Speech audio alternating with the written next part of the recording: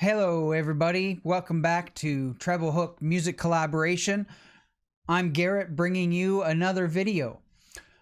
As you may remember, our last video was an interview with Canadian country recording artist Paul Weber. The interview was rather long, so I split it up into 3 parts. In part 1, we got to know a little bit about Paul. If you haven't seen it yet, go to our channel and you can check it out. Please like the video and subscribe to our channel and turn on those notifications so that you can be updated whenever we upload new content, including part 3 to this interview. So here we're going to show you today part 2 of that interview with Paul. He's going to talk a little bit about his creative process when it comes to writing music, and we're going to get to hear him perform a couple of songs.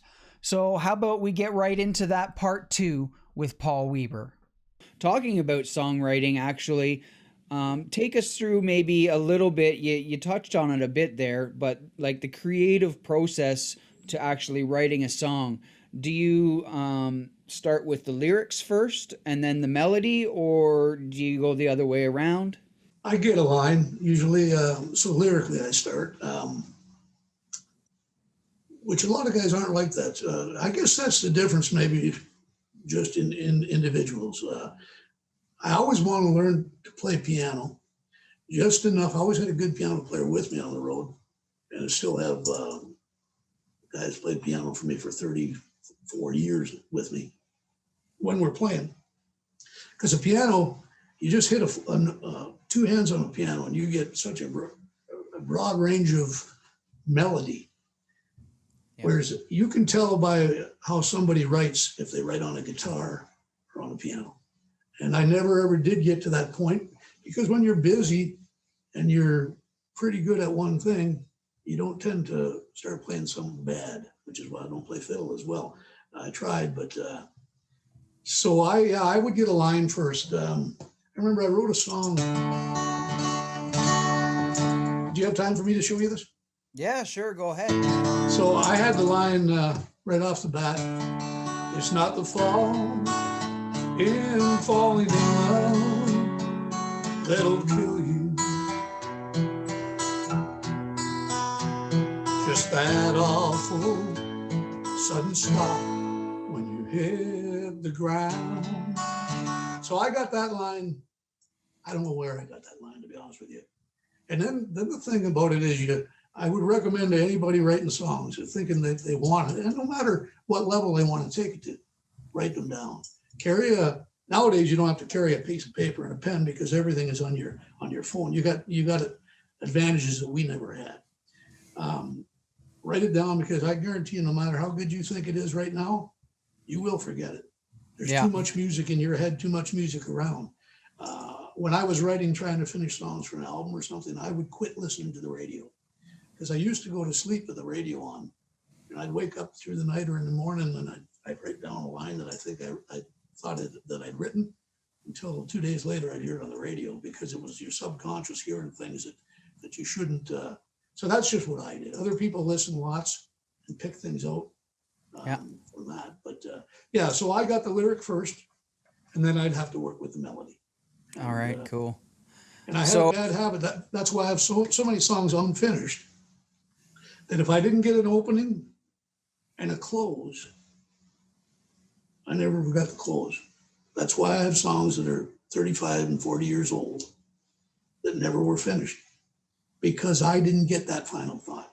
I wrote a song about my guitar years ago, which is probably maybe the biggest song I've ever had. I don't know. And I wrote that song in 15 minutes. You hear stories like that, but this was true. And we changed a couple things, but I got the start of it, the gist of it, the theme of it, the hook of it, and I got it all in 15 minutes. And from there, we changed it, but I wrote it originally. I didn't establish the hook being that it's a guitar, it's not a lady, it's not a woman, somebody I've met.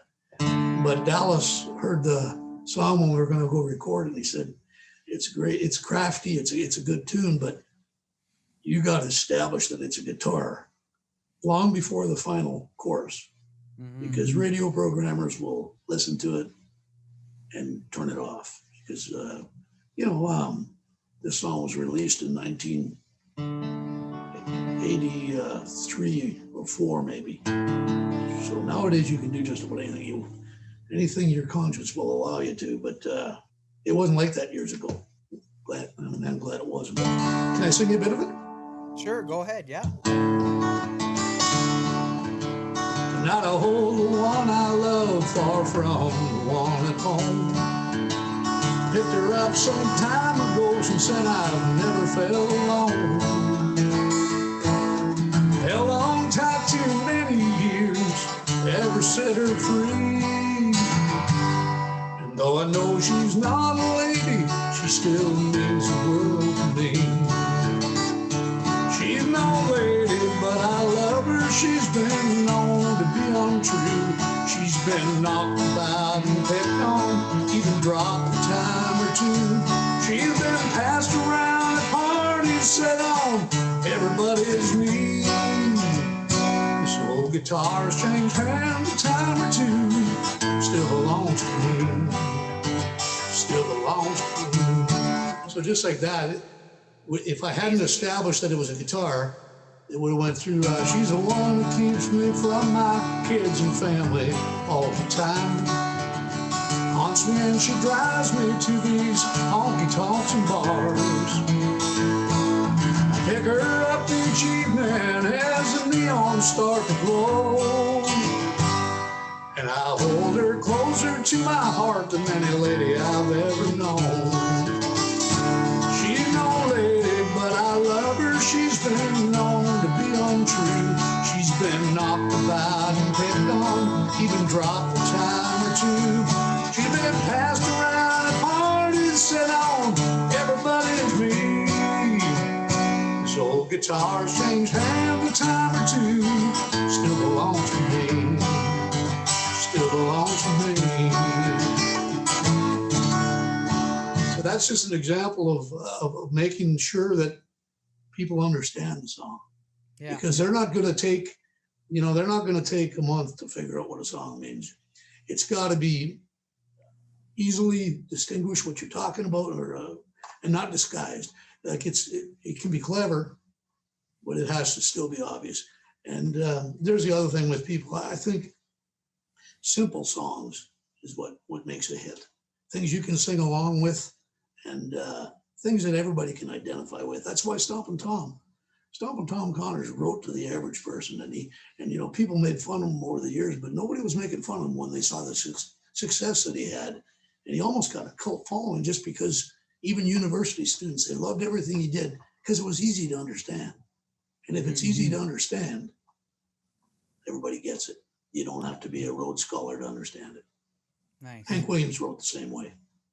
Yeah. Hank Williams wrote that first song I did, Today I Passed You on the Street. My heart fell at your feet. I can't help it if I'm still in love with you. But he also wrote, and you talk about a song, when you asked how I write, I'd get a line and I'd write a line down. I might be breaking horses over at mom and dad's acreage there and doing something, or I might be driving down the road. I might be spreading manure with a tractor, because slow things, when you're doing things, that's when your mind works. But I'd write them down. Sometimes I'd have songs that could have all been songs on their own, but I incorporated those lines into one song, because you don't want throwaway lines. They all got to mean something. This is, to me, one of the best songs ever written. Hear that lonesome whippoorwill, he sounds too blue to fly. The midnight train is winding low. I'm so lonesome I could cry. And the last verses, the silence of a falling star lights up a purple sky. And as I wondered, you I'm so lonesome I could cry. In there, he says, the moon just went behind the clouds to hide its head and cry. Like anybody that wants to learn how to craft a song should Google Hank Williams, I'm so lonesome I could cry. And then you'll see what a finished product looks like that most of us couldn't write. Chris Christopherson is the same kind of writer. Well, I woke up Sunday morning with no way to hold my head. Didn't hurt. And the beer I had for breakfast wasn't bad. I had one more for dessert. I fumbled through my closet with my clothes and found my cleanest dirty shirt.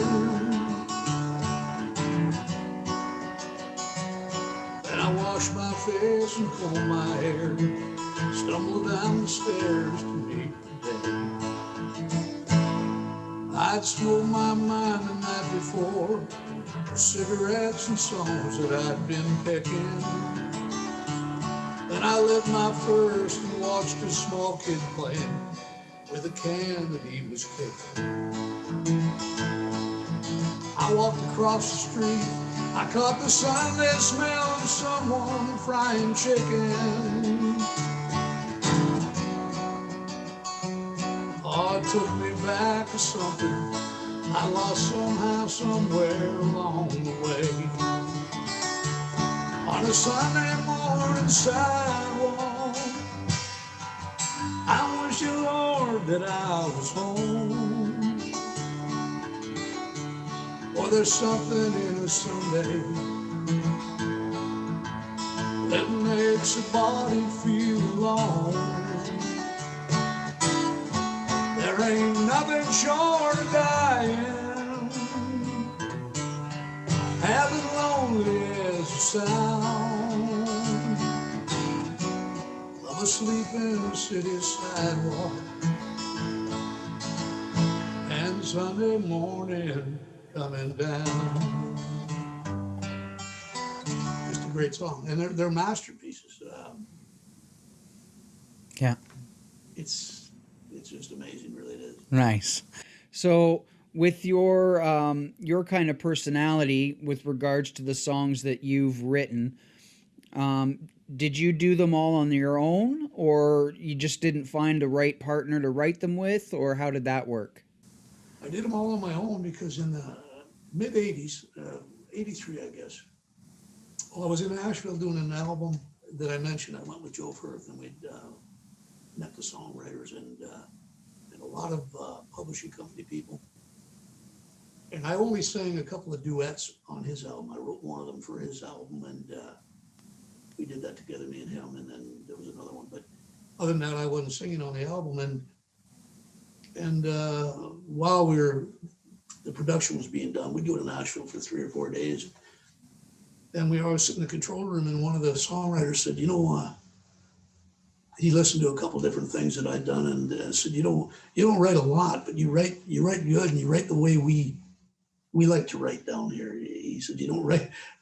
Compliment is in those days, if you didn't write like a Canadian, that was a compliment, and that's what they told me. But they said, why don't you come down and spend 2 weeks with us out at out the cabin of the bass pond. You can fish and have a few beers, and we'll write some songs. And they collaborated in a way that if they wrote, that's the first song I played for you, and all you did was said, I think we should double this line up and maybe just change this, you got an equal collaboration. They didn't say you get 10% because you wrote 10% of the song. It was divided equally. So they were very fair. And I turned that opportunity, probably 4 times in the next 5 years, because I had a 5-piece band at home, well, 4-piece myself, that worked 50 weeks a year, 6 and 7 nighters, coast to coast. And if you gave your band too much time off and give anybody else on the road the opportunity to hire them up on you, they were gone. And they depended on, they wanted to play. They wanted to make a living like we did. In those days, you could make a living on the road. And So I said no. In my infinite wisdom, I said no. And I never did go to Nashville to collaborate with them. Do I regret it? In some ways, I regret it, but regrets are a funny thing. You can spend your whole life regretting things, decisions you made, but you can also realize that it's what got us to the point today. What got me sitting looking over at my beautiful wife right now and looking at you're beautiful as well in a different way. But I wouldn't be doing what we've done, and life leads you down some pretty tragic roads at times, as you know. And so, no, I didn't. There's a long answer to a simple question. I didn't collaborate. I tried to collaborate a few years ago with a young girl from Oshawa that was more of a gospel kind of singer, but trying to break into country music. And she said, can I come there and we'll write some songs? And I said, I guess we can try. I'd never tried to write with somebody. And we sat down, and she had songs that were just about done. But if she said, my heart was breaking as I looked at you, and I said, well, maybe we should say, my heart was, I'd want to change that. No, we can't do that. So after about 2 hours, I hadn't helped her do anything. But she ripped apart about 3 or 4 of my songs. And so I realized that you have to be right now in this case, nobody's going to have a relationship with anybody. They're not going to necessarily know anybody, but it's okay. It's a different situation. Yeah. And I just think it's so unique. When we heard about this, we sat and we thought about it a lot afterwards. And I said, a negative person could say, nah, they won't like it. I want to write my own songs. But then again, like I say, you'll have 150 songs in a suitcase like I have that aren't any lesser songs than anything I've recorded. They're just not finished. And I think it's so important to do that. Thanks for watching part 2 of our interview with Paul Weber. Please watch out for our next video, the third and final part to this interview. We will be talking about the advantages that songwriting has today, and we will get Paul's thoughts on his unfinished songs, perhaps some new ones, and see what he plans to do with them. We'll see you next time.